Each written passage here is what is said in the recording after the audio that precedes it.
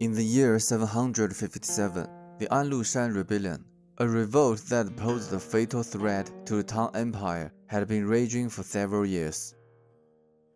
By this time, the capital Chang'an had fallen to rebel forces, and Emperor Li Longji of Tang Dynasty had fled westwards to seek refuge in Sichuan.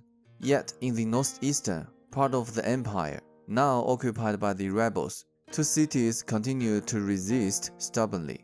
One was Changshan County, defended by Yan Gaoqing and his son Yan Jiming, and the other one was Pingyuan County, held by his cousin Yan Zhenqing, which is also a famous calligrapher. Yan Gaoqing, isolated and outnumbered, was eventually captured after his city fell. Despite this, he remained unyielding, cursing the rebel leaders until the end. He was brutally executed by lynch, which is a way of death by thousands of cuts. The corpse dismembered. His son Yan Jiming was beheaded, and his head was hung above the city gate. Years later, after the rebellion was quelled, Yan Zhenqing searched for the remains of his cousin and nephew to give them a proper burial. However, all he could recover was his nephew's skull and some fragmented limbs. Facing his nephew's skull, Yan Zhenqing was overwhelmingly with grief and indignation,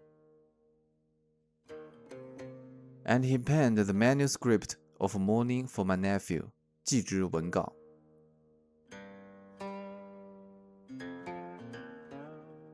The manuscript was essentially a draft written before the formal eulogy.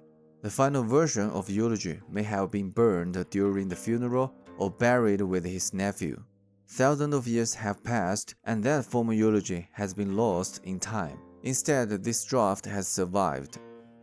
The manuscript is suffused with sorrow, with the brushstrokes fluctuating along with Yan Zhenqing's emotions.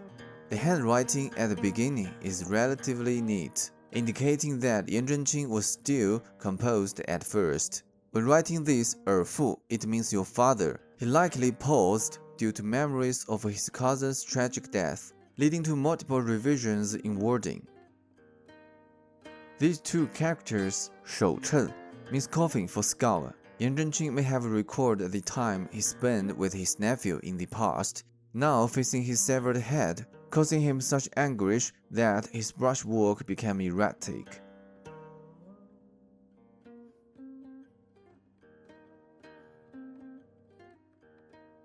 In the middle and later sections, numerous corrections can be seen. Yan Zhenqing was likely weeping uncontrollably by this point, and his brushstroke, insufficiently inked, created dry brush effect. The calligraphy and the text authentically convey Yan Zhenqing's grief and fury.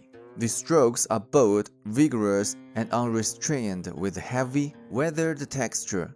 The spontaneous revisions result in an unintentional yet profoundly artistic effect, where the work achieves perfection precisely because it was not striving for it, it is from human nature.